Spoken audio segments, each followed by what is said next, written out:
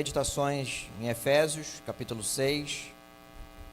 As crianças vão ficar com seus pais, como todo dia de ceia à noite. Hoje nós vamos meditar no capítulo 6, versos 5 ao 9. Servos e senhores guiados pelo Espírito. Devido à ceia, quase que eu mudei, mas não mudei. Talvez devesse ter mudado. Pregar Coríntios 11.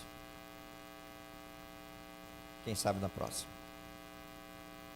No relacionamento então entre servos e senhores, cheios de Espírito, a submissão a Cristo é o mais valioso. O temor a Cristo é o que conta.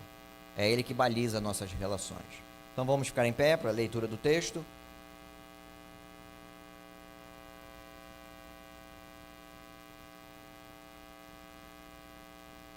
Diz assim: quanto a vocês, servos, obedeçam a seus senhores aqui na terra, com temor e tremor, com sinceridade de coração, como a Cristo, não servindo apenas quando estão sendo vigiados, somente para agradar pessoas, mas como servos de Cristo, fazendo de coração a vontade de Deus.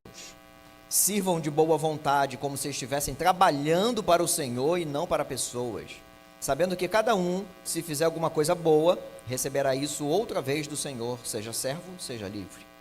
E vocês, senhores, façam o mesmo com os servos, deixando as ameaças, sabendo que o Senhor, tanto deles como de vocês, está nos céus, e que Ele não trata as pessoas com parcialidade. Amém. Tome assento, por favor.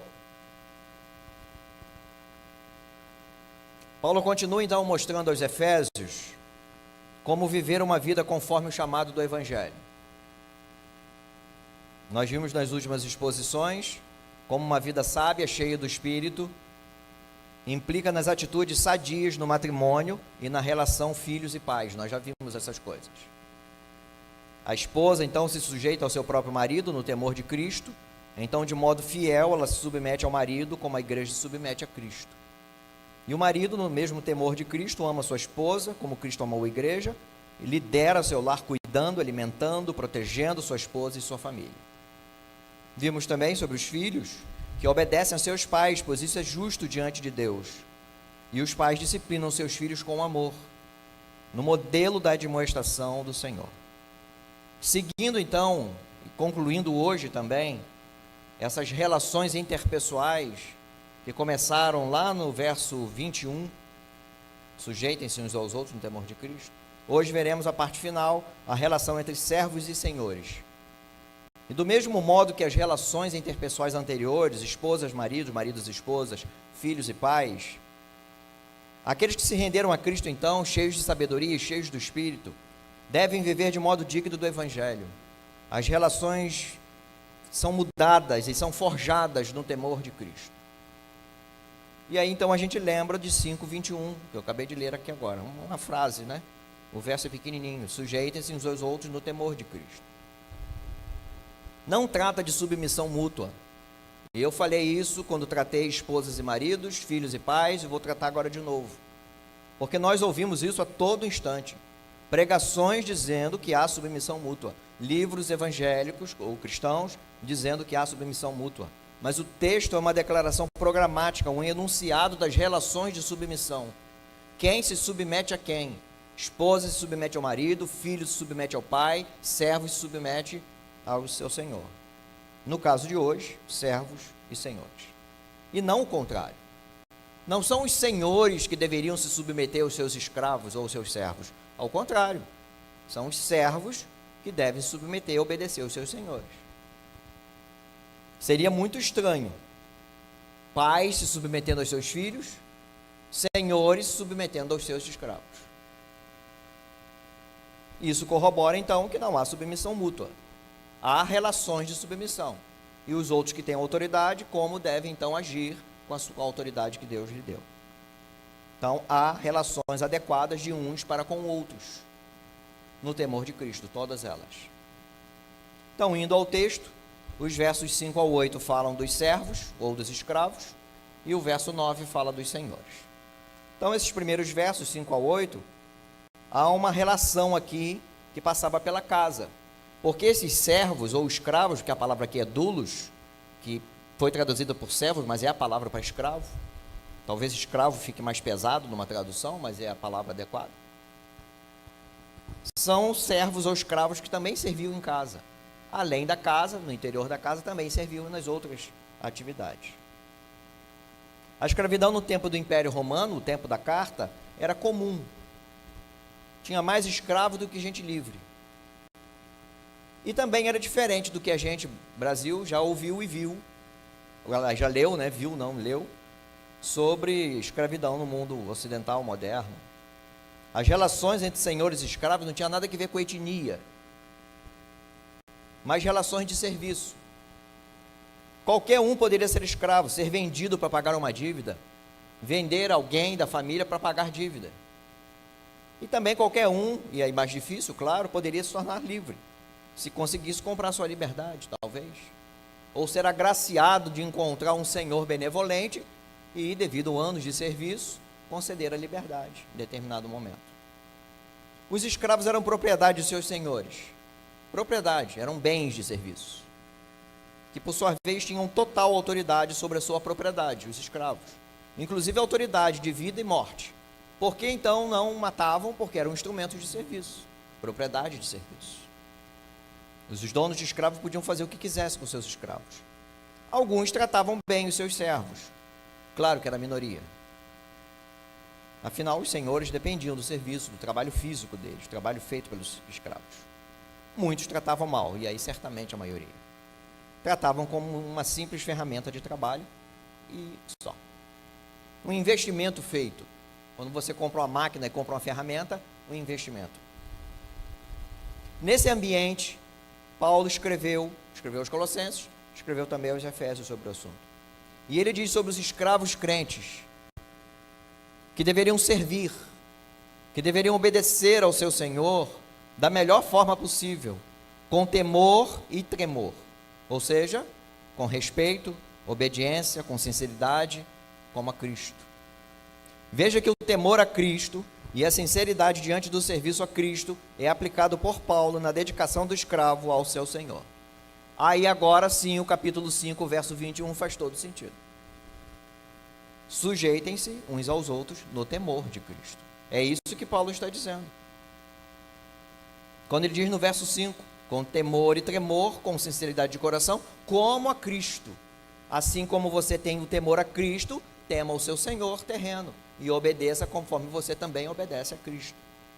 O temor dispensado a Cristo deveria então ser dispensado pelo escravo ao seu Senhor. Não há subversão, mas submissão. A relação do escravo crente continuava de obediência e de submissão ao seu Senhor, mas agora com atitudes conforme a submissão ao senhorio de Cristo. Muda de dentro para fora, do coração, muda a mente, não a relação, ele continua sendo escravo. Não deveria então haver necessidade de vigilância, conforme diz o verso 6, não servindo apenas quando estão sendo vigiados. Uma vigilância, então, estou sendo olhado, vigiado, então eu vou fazer direito, vou fazer bem, porque tem alguém fiscalizando. O escravo crente deveria servir como se estivesse servindo a Cristo, não precisa ser vigiado, fazendo então a vontade de Deus. Então esse escravo deveria fazer todo o serviço das suas obrigações de forma sincera, sabendo que a recompensa viria de Deus.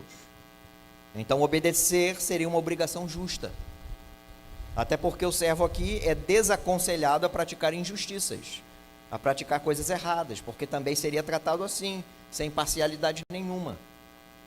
Conforme diz o verso 7, sirvam de boa vontade, como se estivessem trabalhando para o Senhor e não para pessoas. E isso aqui muda tudo. E o verso 8 seguindo, sabendo que cada um, se fizer alguma coisa boa, receberá isso outra vez do Senhor, seja servo, seja livre. Se ele fosse liberto da escravidão e ele passasse a ser um diarista, deveria ter a mesma atitude.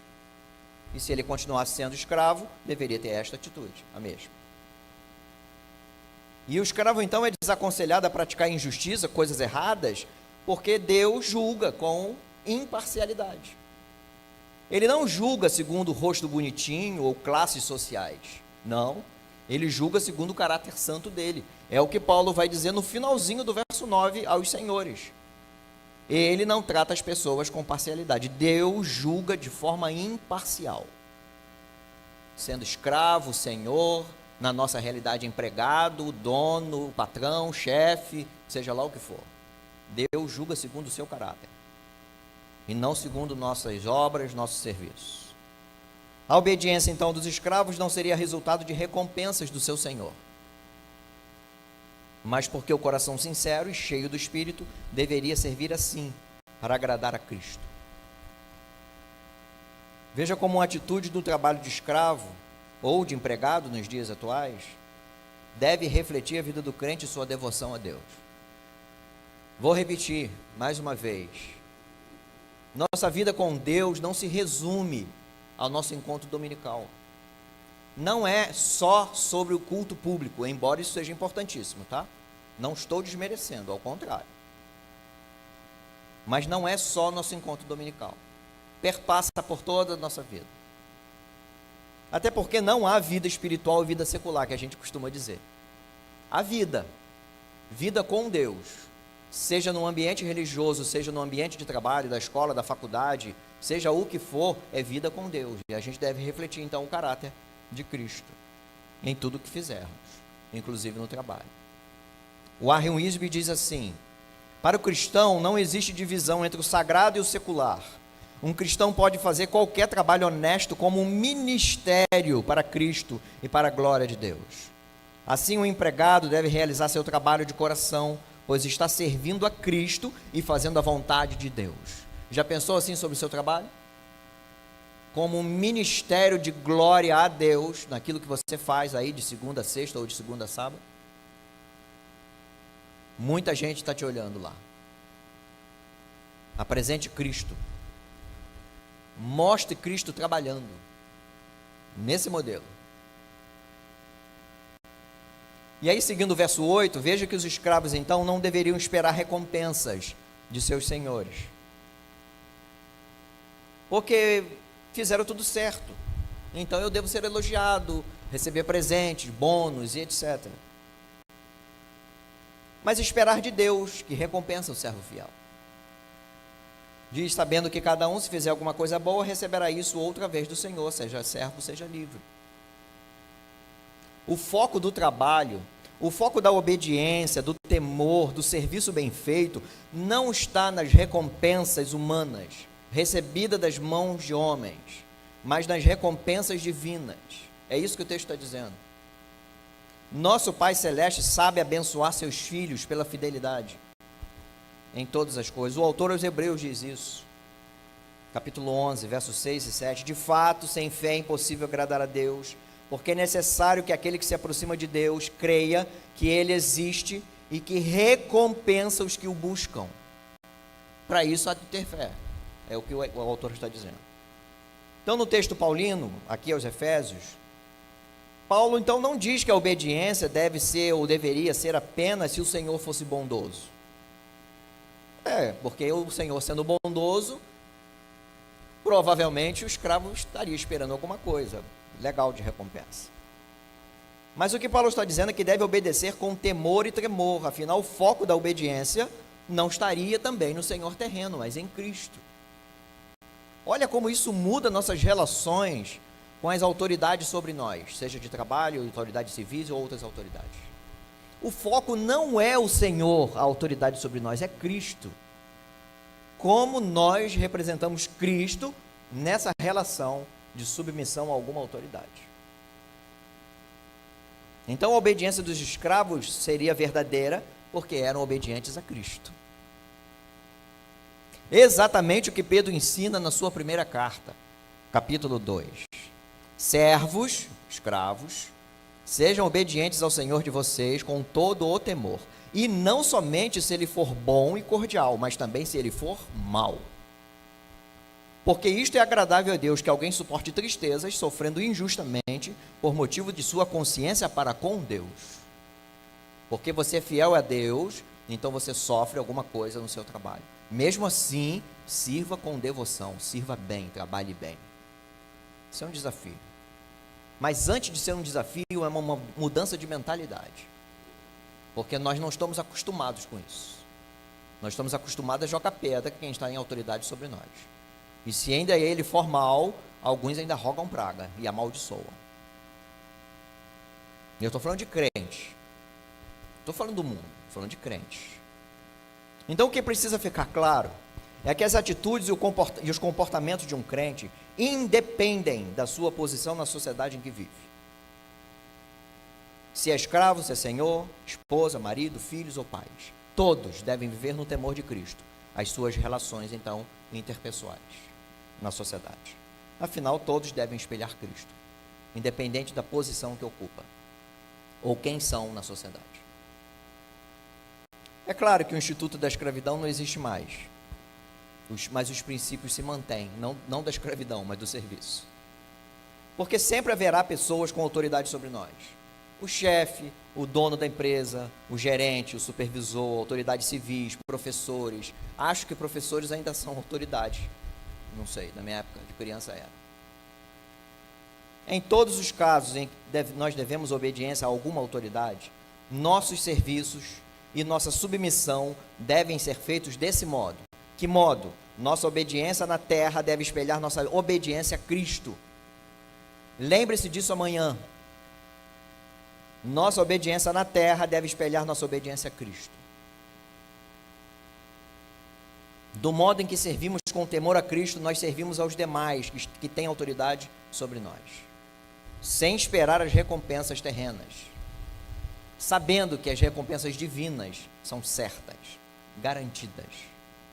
Apocalipse 22, 12, eis que venho sem demora, e comigo está a recompensa que tenho para dar a cada um segundo as suas obras.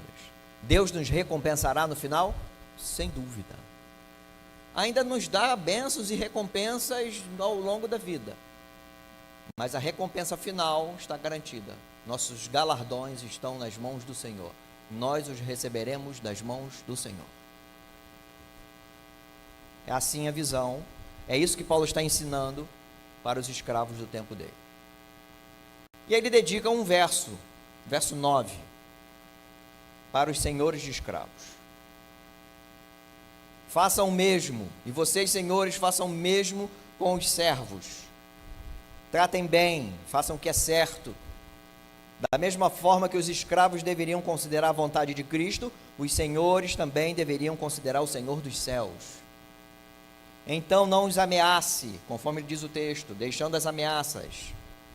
Não os trate mal, porque o Senhor dos senhores, que também é Senhor dos escravos, é o juiz, que julga com imparcialidade. Deus não quer saber se você é escravo, se você é senhor, quantos escravos você tem. Ele vai julgar segundo a justiça dele.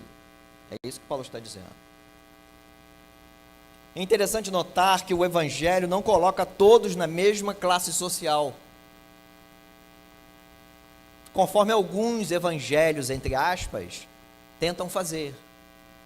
Porque a primeira pergunta que a gente talvez faça é: mas se converteu não deveria ser livre automaticamente? Não, sim, não, por que sim?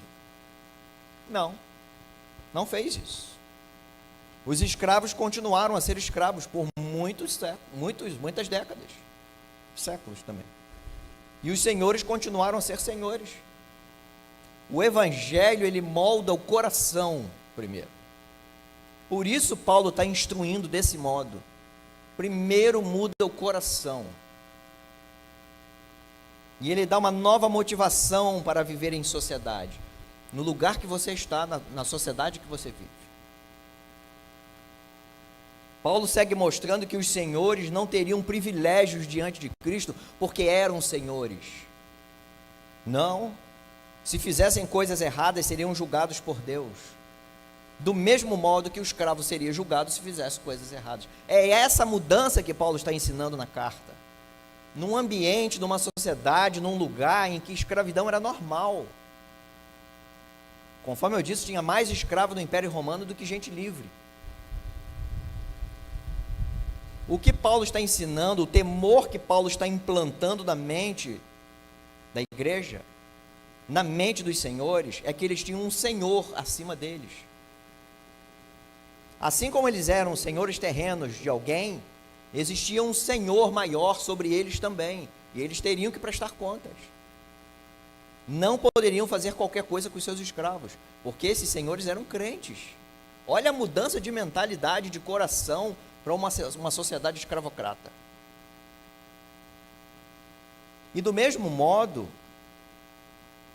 o texto não diz para tratar o escravo bem, somente o escravo crente, que trabalharia bem, mas todos deveriam ser tratados com brandura, sem ameaças, por causa do temor a Cristo. Então é um ensino contracultural no tempo de Paulo. Sim, é. Imagina ele estar escrevendo para uma igreja que muito provavelmente tinha senhores e escravos na mesma igreja, irmãos em Cristo. Imagina isso no ambiente de igreja. Talvez alguns quisessem botar o escravo sentado no lugar pior do salão, ou do lugar de culto, enquanto os senhores ficariam no lugar bonito. Tiago diz que fazer isso é pecado. Tratar as pessoas com parcialidade, porque nós não temos um Deus que seja parcial, ao contrário, ele é imparcial. São todos filhos. É isso que Paulo está ensinando à igreja. Olha o ensino contracultural que Paulo está trazendo. Paulo então perverte toda a relação, mostrando que escravos e senhores crentes deveriam viver de modo diferente. Há alguém a se prestar conta. Há alguém acima de todos para se prestar conta.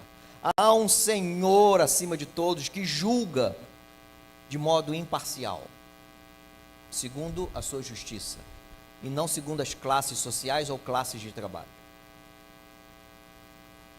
O que Paulo traz é mostrar que o temor a Cristo e o amor a Cristo, o amor de Cristo derramado por todos, servos e senhores, é que deveria fazer a diferença nessa relação de submissão e autoridade entre escravos e senhores.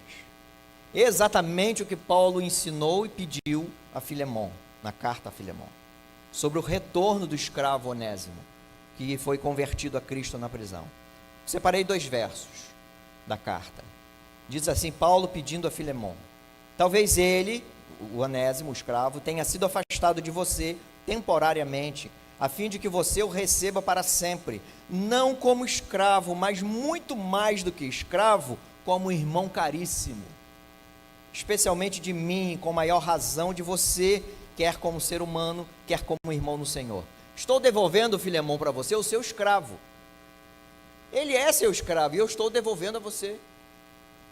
Mas, além de tratá-lo como escravo, trate-o como irmão em Cristo. E Onésimo está indo de boa vontade, ele não está indo algemado, não, preso, não.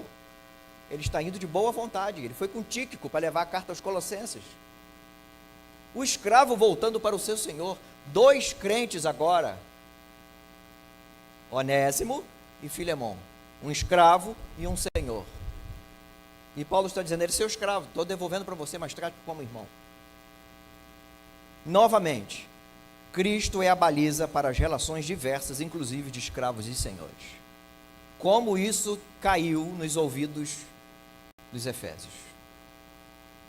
Qual foi o burburinho que deu na igreja em Colossos, quando, que o texto é muito parecido na carta aos Colossenses, quando a carta foi lida na igreja, e quando Onésimo chegou, voltei, e Filemon na igreja, voltei, Paulo me mandou de volta para você, Filemon, agora nós somos irmãos, continua o seu escravo, mas nós somos irmãos agora.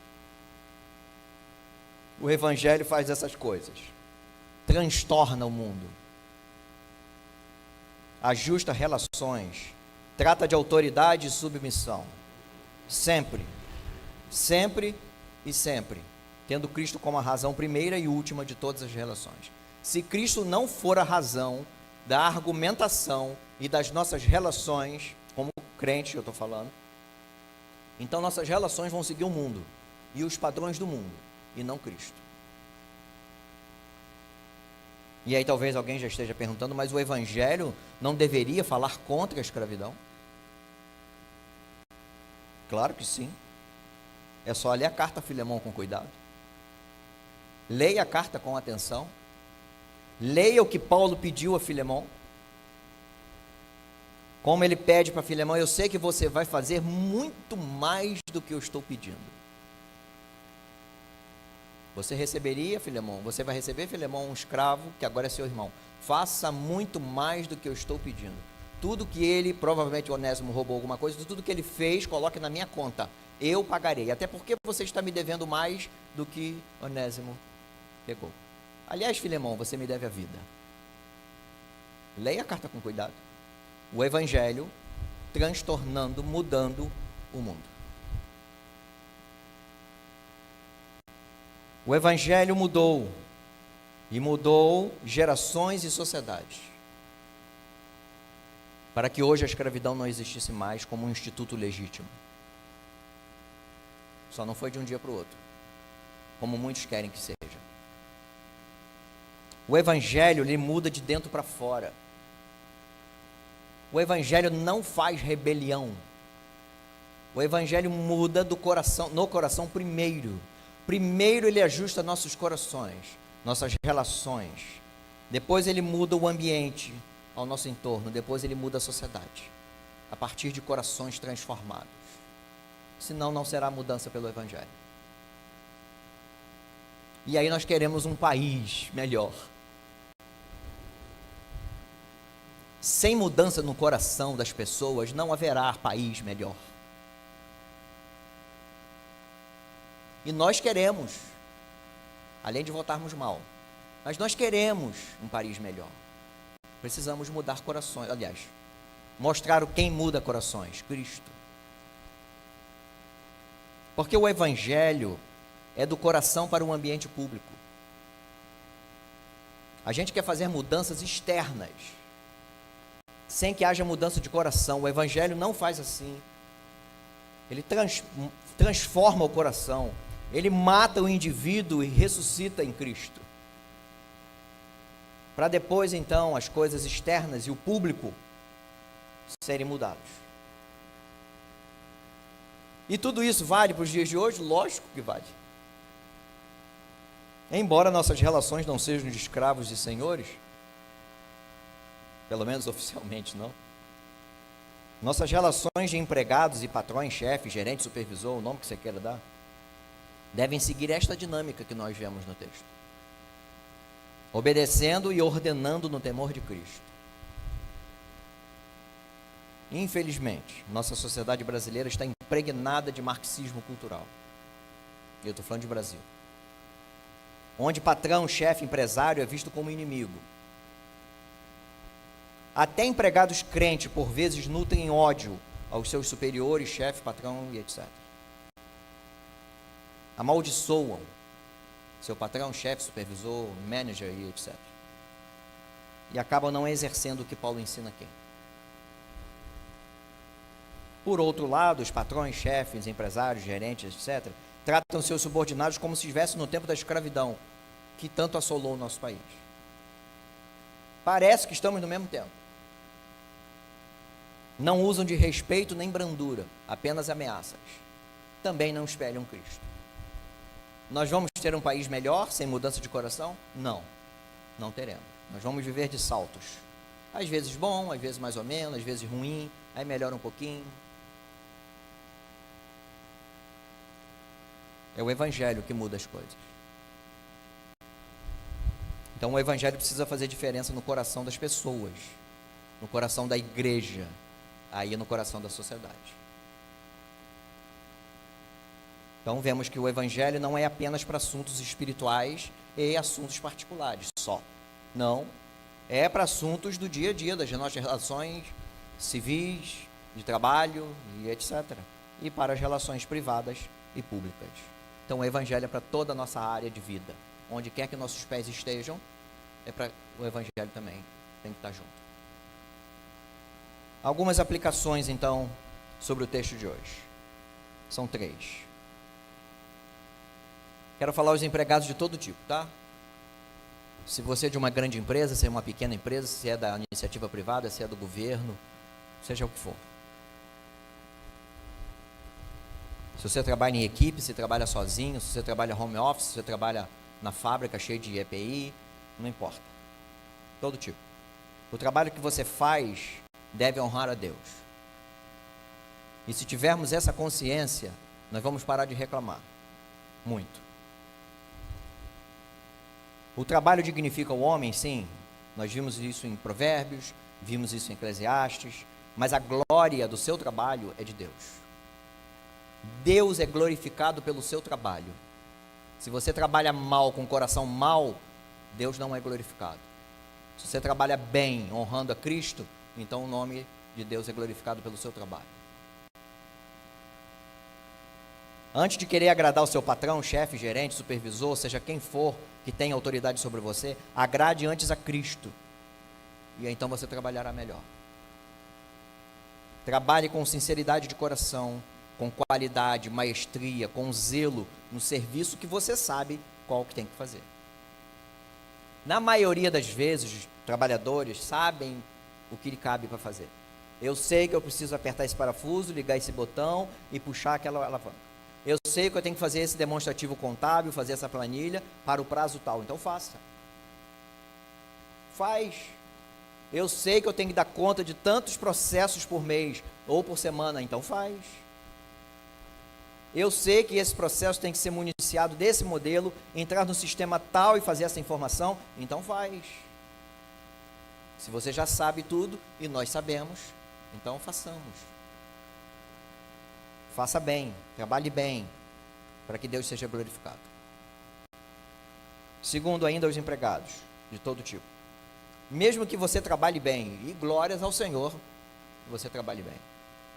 Mesmo que você faça tudo certo, tudo bonitinho, você quase é o funcionário do mês, aquele que fica com a foto na parede. McDonald's tem. Não sei se as empresas têm hoje, mas fica lá, sua foto, todo mundo vê você.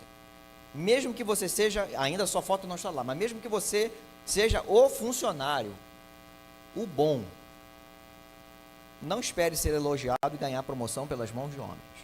Pode ser que um pior que você vá com a foto para a parede, e você que é o melhor, não foi. Nem ganhou o bônus do mês, que você estava esperando. Nem foi promovido, tinha uma vaga, 5 pessoas, botaram o pior lá dos 5. Você era o melhor. Mas eu honrei Deus, eu fiz tudo certo, porque você fez tudo certo, mas está esperando recompensa das mãos de homens. Isso perverte o coração. Se você receber, ótimo. Se receber as recompensas, ótimo. Se receber elogios, ótimo. Se receber a foto na parede, ótimo. Se receber o bônus, né, um cascalho a mais, ótimo. Está tudo bem. E se não receber? Mesmo que você tenha trabalhado de forma adequada, honrando Deus, no temor de Cristo, e se não receber, espere confiadamente a recompensa bondosa das mãos do Deus bondoso. É dele que nós temos promessa de que seremos recompensados. É dele. Porque ele recompensa aqueles que o buscam fielmente, ele recompensa o servo fiel. O foco certo de onde esperar as recompensas evita a frustração e evita aborrecimento. Senhor, eu fiz tudo certinho, meu chefe não me deu o prêmio do mês.